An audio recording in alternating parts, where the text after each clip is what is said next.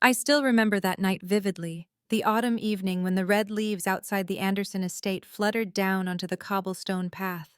In my memory, the soft patter of each leaf falling was gentler than the clink of wine glasses in the dining room.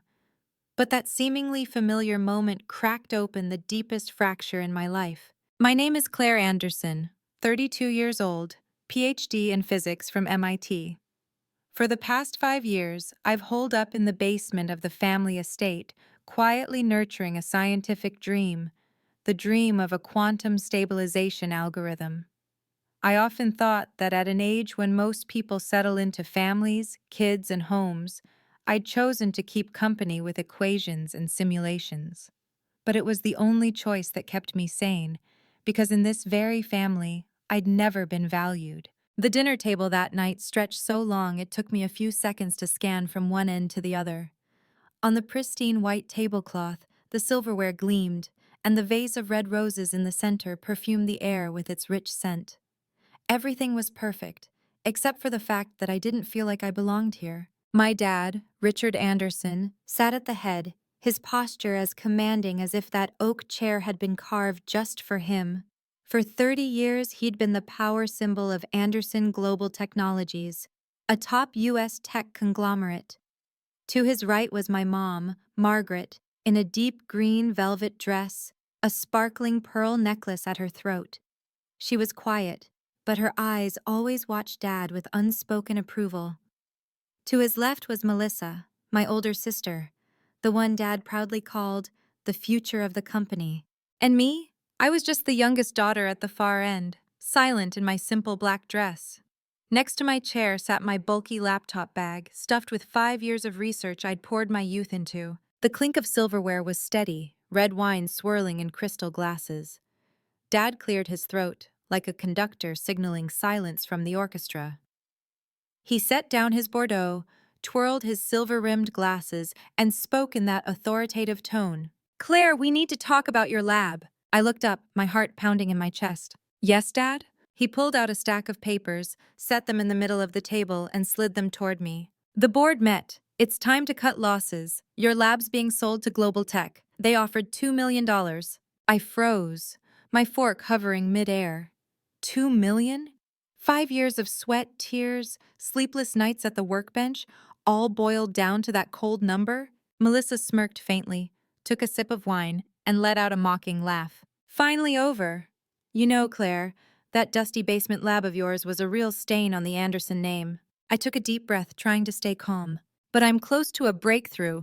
The recent tests show promising results." Dad cut me off, his voice dry. "Promising doesn't pay the bills. The company needs certainty, not dreams." Mom, as usual, gently touched his hand, her voice soft but sharp. "Your father's right, dear. It's time for you to get more practical." My throat tightened. Years of effort, endless all-nighters, exchanged for a few offhand judgments. They had no idea what I'd sacrificed. "What about Melissa?" I blurted out, staring straight at Dad. "She built a whole department by copying ideas from other companies, and you call her a business genius?" Melissa set her glass down, her eyes like daggers. "Copying or not, it brings in revenue. You? 5 years playing with numbers in the dark?" I felt every word like a knife to my pride. Dad shoved the papers toward me, his tone leaving no room for argument. "Sign it. This is the best deal you'll get. 2 million for that nonsense is more than you think." I looked down and saw his signature already there, in his familiar scrawl. All I had to do was add mine, and my life's work would vanish forever. 1,000 questions raced through my head. Why had my family never believed in me? Why did I have to trade everything just to be called useless? My hand shook, not from fear, but from the rage boiling up. Melissa leaned forward, whispering like a final blow. "Sign it, Claire. Stop dreaming." I swallowed hard, keeping my voice steady. "And if I refuse?" Dad stared at me for a long moment, his eyes icy, then said word by word, "Then you won't have a place in this family, or the company." The air thickened, heavy enough that I could hear my own heartbeat. I knew that moment had marked an irreparable crack in the Anderson family. That dinner, supposed to be ordinary, became the start of it all. And I, from the overlooked outcast, would have to prove my true worth to them. As I sit here rewriting these lines, I think of you, the one reading this. Have you ever been undervalued?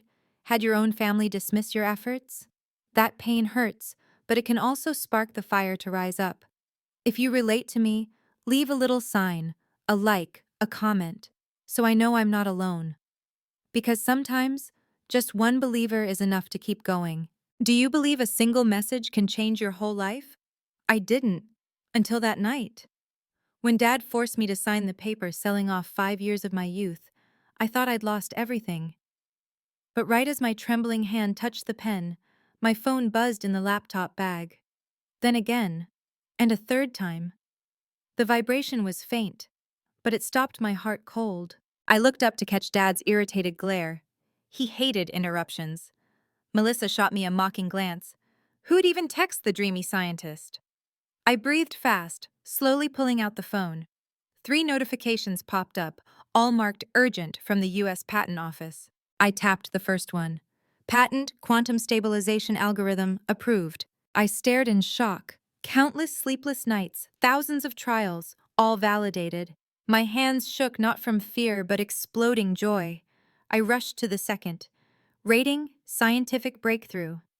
My heart hammered like it would burst my chest. Then the third message hit, nearly choking me.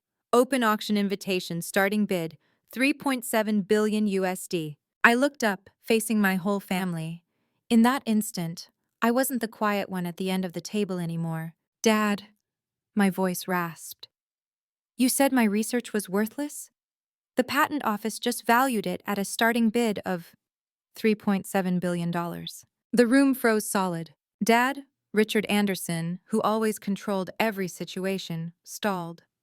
His Mont Blanc pen slipped from his hand, rolled across the tablecloth, leaving an ink streak. He sat stunned, lips moving silently. Melissa's hand shook, spilling half her red wine onto the white cloth.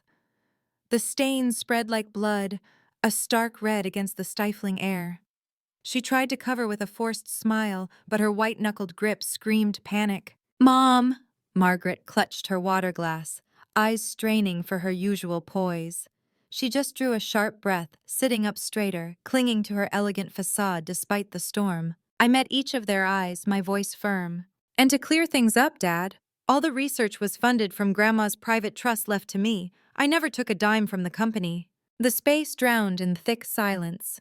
Dad narrowed his eyes, trying to reclaim his old authority. Impossible! Anderson Global funded that lab, all the equipment. I cut in. Wrong, Dad. I used Grandma's money, wired straight to suppliers. All contracts are in my name. I've been ready for this day. I could still hear Grandma's voice before she passed. Don't let anyone cage you in their world, Claire. Use this gift to nurture your free mind. Melissa snapped, her voice quivering. You're making this up. If it was worth billions, why didn't we know? I laughed, not bitterly, but with pride. Because you never wanted to know. You're used to writing others' ideas. Real work? You've never touched it. Dad gasped, his face paling, hands slamming the table. Claire, you think you can turn against this whole family? I'm not turning against anyone. I met his gaze. I'm just protecting my work. The wall clock ticked loudly. The spilled wine scent mixed with the roses, choking me. In a flash, I realized the power balance had flipped. Dad leaned down, fumbling to grab the signed contract. He stammered, "This paper." I took it gently but firmly, holding it up to his face. "It's worthless. The patent's in my name, not the company's." His eyes widened in horror, like he couldn't believe his once dismissed daughter had beaten him in minutes. I set the papers down, pushed back my chair, and stood. My voice was calm, but inside, a storm raged free. I've endured too long, called a dreamer, useless. Tonight the truth spoke for me, and this is just the beginning. I glanced at Mom. She said nothing, just bowed her head slightly, her hand trembling on her glass. Regret flickered in her eyes, but not enough to side with me.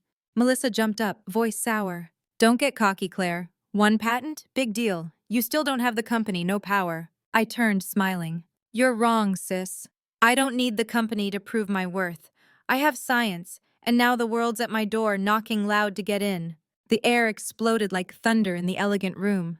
From discarded, I'd forced my family to face the truth. I packed my laptop, chin high.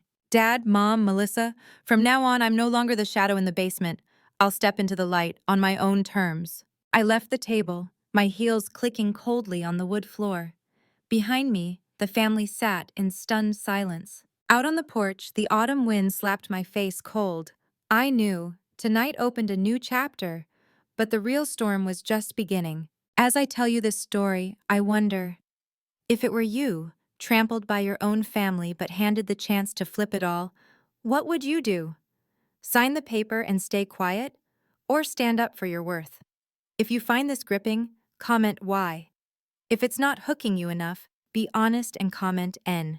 They say you only see someone's true strength when they're backed into a corner. I tasted that right in my family's dining room. After dropping the patent office bombshell, I thought that'd shut them up. But Dad's eyes, cold and stubborn, told me he wasn't letting go. He still believed his CEO chair could crush my efforts. And Melissa, with her usual spite, figured she could turn it around by humiliating me more. But they didn't know what I'd said was just the tip of the iceberg. I stood tall, pulled my tablet from the laptop bag, fired up the glowing screen, and set it on the table amid the swirling wine glasses and crumpled contract. I knew you wouldn't buy it easily, Dad, so I brought proof. One tap, and the screen lit up with diagrams and data. Images of quantum particles dancing stably burst to life, the glow casting on everyone's faces, turning the room into a mini lab. This is the quantum tech model I built. Not just theory, real deal. Melissa scoffed, but her laugh cracked when I spun the screen toward them. Steady wave patterns, running experiment metrics, all proving my quantum stabilization algorithm didn't just work, it unlocked tech's future. Dad leaned in close, his eyes flickering. A rare surprise. He wasn't looking at me with contempt anymore, but wariness. Those reports you sent the company, he muttered. All jumbled data, no clear results. I locked eyes with him, firm. Those were fakes. I learned from this family. Protect yourself. When Melissa kept borrowing ideas from other teams to claim as hers, I knew if I showed real data, it'd get stolen in a heartbeat. Melissa's face flushed red, her hand slamming the table. You accusing me? I laughed, sharp and bitter. Accusing? I have it all. Emails you sent staff forcing them to hand over drafts, docs with authors' names swapped, even late-night calls you thought weren't recorded. The room thickened, my words slicing through the power wall they'd built. I knew I was shattering a fake order, the one that had silenced me for years. I swiped to another file. 12 items listed clear, numbered 1 to 12. Quantum encryption, quantum storage, quantum network. This isn't one patent. I filed 12 applications, all approved. Estimated value, no less than $15 billion. A sharp intake of breath. Mom's hand flew to her chest, steadying her breath, but her fingers dug into the chair arm. Dad stalled, eyes darkening. He couldn't sit still anymore, jumping up to seize control. Even with patents, this is still Anderson Global. I'm the majority shareholder, the CEO. You're just the basement girl. I smiled faintly. This moment came sooner than I expected. You're wrong, Dad. I've been waiting for you to say that. I pulled out a slim folder, setting it next to the worthless contract he'd signed. This is the shareholder agreement you made me sign 2 months ago. Remember page 47, clause 3? He frowned, flipping pages, then froze. His face drained when he saw. In case of intellectual property seizure by a shareholder, all voting rights of the violator automatically transfer to the aggrieved shareholder. I leaned in, eyes on his. When you forced me to sign that research sale tonight, you triggered it. From that moment, I became the controlling shareholder of Anderson Global. The power chair Dad had clung to for life slipped away in minutes. He staggered back, breathing ragged. Melissa gaped. Mom sat dazed, eyes vacant. I stood straight, voice like steel. Tonight, the board flipped. From overlooked, I control the whole conglomerate. You and Melissa aren't on top anymore. Silence swallowed us, just the clock ticking. I scanned the room, bitterness mixing with relief. All my life, I'd craved recognition. Now it came not from praise, but from the downfall of those who'd dismissed me. I pocketed the tablet, softening. I don't want to destroy the family, but if you keep denying, I'll have to. The choice is yours. No one answered. They just sat, faces ashen. I knew the real fight would erupt in the boardroom before the directors, not just here. I walked out, cold autumn wind whipping the long hall. Inside, no triumph, just an indescribable sadness. I'd turned the tables, but at the risk of losing my family forever. Have you ever walked into a room knowing your whole life would change in hours? The next morning, as I pushed through the heavy oak doors of the Anderson Global boardroom, my heart thundered so loud I swore the world could hear. Sunlight streamed from floor-to-ceiling windows onto the long wood table, where 14 board members sat waiting, eyes locked on me, the once dismissed daughter now holding the reins. Dad Richard took his usual head spot. He tried for dignity, but exhaustion etched his forehead. Melissa sat beside him in a deep blue dress, face rigid. Mom wasn't there, probably too scared to watch her husband and eldest daughter fall. The secretary's voice quivered. Emergency meeting called to order. The air was thick. Dad geared up to speak first, but I didn't let him. I opened my tablet, projecting straight to the big screen behind.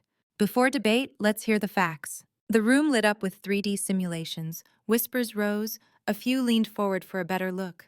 This is Project Phoenix, the project I built in secret for 5 years underground, right under the old lab everyone called useless. I swiped, data dancing on screen. Graphs showed superior processing speeds, protein folding solved in hours, not centuries. A climate map popped up, metrics proving my algorithm could simulate global warming down to neighborhood level. This isn't theory anymore, it's reality. We've achieved the leap science has chased for decades. The room erupted in stunned murmurs. Mr. Chin, a famously cautious board member, spoke up. If this data's legit, Anderson Global stock will skyrocket like never before. I nodded, switching to live tracking. Shares had jumped over 40% overnight on patent news. I saw Dad grit his teeth, hiding panic. Melissa cut in sharply. This is a show. Data can be faked. Who proves she's telling the truth? I'd waited for that. I hit a button. The back door opened. 5 scientists entered. Ones who'd worked under Melissa but got fired for refusing to hand over research to her. These are the ones you discarded, I said, voice trembling with emotion. They helped build Project Phoenix with me. One, Dr. Rivera, stepped forward. We verify all the data. This isn't fake. It's real work. Melissa paled. Another board member asked directly, Ms. Anderson, do we have proof your sister appropriated others' work? I nodded. The screen filled with emails, altered contracts, reports signed by Melissa but sourced from other teams. Whispers turned to outrage waves. This is systematic brain drain, years long, I stressed. It tarnishes the company's rep, stifles real talent. Melissa shot up, yelling, It's a setup, you just want to bury me. Her voice cracked, eyes bloodshot. 2 security guys appeared behind her, a silent warning to shut up. I turned to Dad. He sat silent, face gray. An elder board member spoke. Richard, anything to say? Dad trembled, hand tapping the table, but no words came. He knew it was over. Richard Anderson, another shareholder said, as board chair, I demand you step down as CEO immediately. The company can't survive under your lead. Nods all around. It hit Dad like a slap. He opened his mouth, then just gasped, hand on his chest. For a second, I saw not a power giant, but an old man exhausted by fear of losing it all. I breathed deep. I'd waited my life for this, but no glee, just heaviness. If the board agrees, I said, voice steady, I'll take interim CEO. My goal? Restore the true innovation spirit Grandpa founded. Applause broke out. Shares surged on screen. I stood tall, head high, knowing power was truly mine. But glancing at Dad, his dazed eyes twisted my gut. He wasn't the boss anymore, just a father who'd lost everything, power, honor, even his daughter's respect. I closed the tablet, ending the presentation. Anderson Global won't run on borrowed time anymore. From today, we run on our own smarts. The room echoed with agreement. But I knew the real family war was just starting. If you want to hear more stories and knots like this that I'm facing, and if you relate, check out my previous videos on this channel. Have you ever watched a power monument crumble right in front of you? Not with a bang, but a weak breath in a stark white hospital room? That's how Dad looked, Richard Anderson, after that fateful meeting. The man who'd made the whole conglomerate bow now lay motionless in a bed, chest rising and falling to the heart monitor's beep. News of his hospitalization hit me hours after I was named interim CEO. My heart clenched. I'd imagined gloating when he fell, but no. Just this indescribable sadness. I stood frozen in Boston General's hallway, breathing deep to steady myself before entering. Dad lay there, face more gaunt than ever. The hand that had signed 1,000 deals now hooked to IV lines. When he opened his eyes, the first thing he saw was me. No anger, no authority left, just weariness and deep regret. "Claire?" His voice rasped. "I was wrong." I froze. My whole life I'd never heard him admit a mistake. He turned away, staring at the ceiling. "I didn't believe in you. I was scared of losing power. Scared Melissa would fade. Scared the world wouldn't revere Richard Anderson anymore. So I lost my way." The confession hung in the silent void, heavier than any verdict. My nose stung. Part of me wanted to scream, demand why he'd hurt me so bad. But the little girl in me just wanted to cry in his arms. I pulled a chair close, sat, and took his hand. It was cold, shaky, not the iron grip I'd feared. "I don't need your power, Dad. I just needed you to believe in me." Tears rolled down his cheeks. I'd never pictured seeing that. Richard Anderson, the steel man, broken by the truth of what he'd lost. I breathed deep, keeping calm. "I won't retaliate. You won't be cast aside as a failure. I'll arrange an honorary advisor role. No power but dignity, a spot worthy of the company's history." His eyes welled up. He nodded faintly, squeezing my hand harder. In that moment, he wasn't my rival anymore. Just my dad, flawed but blood of my blood. Silence stretched. Relief warmed my chest slowly, years of turmoil, resentment melting into this strange tenderness. The doctor came in to check. I stood, stepping to the window. Late afternoon sun filtered through glass, softening Dad's face, making him fragile as never before. I told myself, from now on, I wasn't fighting against him. I'd fight with his memory to rebuild the family legacy right. As the doctor left, Dad called softly, "Claire, you'll do better than me." "Grandpa, he'd be proud." I choked up. First time he'd spoken pride for me, late but real. I left the room on light feet. But as the door clicked shut, I spotted Melissa in the hall. Her face tense, eyes burning with resentment. "You won, Claire," she whispered, laced with envy. "But don't think you can hold it all." I met her gaze, no fear left, no more hiding in shadows. I just said quietly, "I don't want it all, just what's mine." She spun away, hurrying off. In the dim hall light, her shadow stretched long, trembling like it might snap. I knew, for her, this loss bit harder than Dad's illness. And I knew the story wasn't over. I left the hospital as the city lights flickered on, horns mixed with October's cold wind. Boston glowed, but my heart weighed heavy. Would my forgiveness for Dad save this family, or was it shattered beyond repair? People think the ultimate win is watching your enemy fall. But I learned true victory is rising without crushing others. After the chaos, I thought my heart had hardened, but holding power showed me mercy's worth. News of the meeting spread like wildfire. Headlines screamed, "Claire Anderson, from basement shadows to CEO throne." Finance pages buzzed with Anderson Global forecasts. But to me, numbers meant less than the people caught in the power whirl. Melissa faced consequences first. Evidence of IP theft was enough for criminal charges. The board pushed for court, but seeing her head down in interrogation, eyes teary, it stung. Still, she was my sister, the one who'd held my hand on my first kindergarten day, even if power had eroded that bond. I met the prosecutor, voice calm but firm. "I'm not asking for a full pass, just an alternative. Give my sister a shot at redemption, working for a young researchers fund. Let her make amends with her own hands for what she stole." He eyed me long, then nodded. Hearing the final plea deal, Melissa sobbed. She looked at me, eyes grateful yet ashamed. I just nodded faintly. Sometimes punishment isn't chains, it's heavier, living to atone. Mom, Margaret, changed more than I expected. Dad's hospitalization broke her. The woman who'd glided through galas in pearls and silk now wore a simple suit, entering my office with new eyes. "Claire, I want to do something truly useful." I went still. I'd never heard her say that. She'd chased status above all, but now she sat before me, hands clasped, eyes hopeful. I slid a folder her way, the Anderson Fund. "This'll fund science scholarships for low-income students, open labs to young talents without means. You run it." Her eyes misted. She took my hand, first time in years. "Thank you for giving me a chance." Those simple words, worth more than any apology. The day I was officially named CEO, Anderson Global's hall packed tight. Spotlights from dozens of cameras hit me, but I focused on one sight. Dad in the front row, face gaunt but eyes serene. Beside him, Mom, simple, determined. And Melissa, no pride left. But there is someone starting over. I stepped to the podium, voice booming. Anderson Global won't scrape by on loans anymore. From today, we thrive on our own brains and trust. Thunderous applause. I knew the new path had begun. But the real emotional peak hit a month later, back at MIT, cradle of my dreams. The hall brimmed with students, profs, reporters. I stood at the familiar lectern, holding the first plaque for the Richard Anderson Legacy Scholarship Fund. My eyes sought Dad in the front row.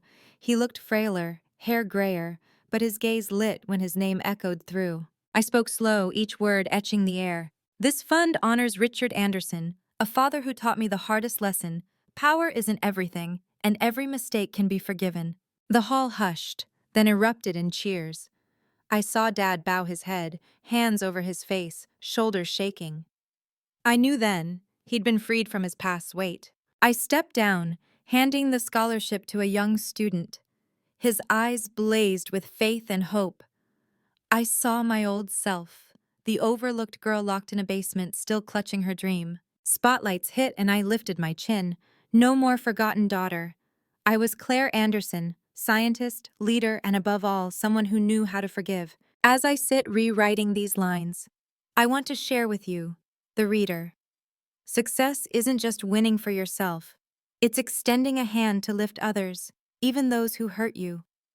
Mercy doesn't erase pain, but turns it into strength for a better future.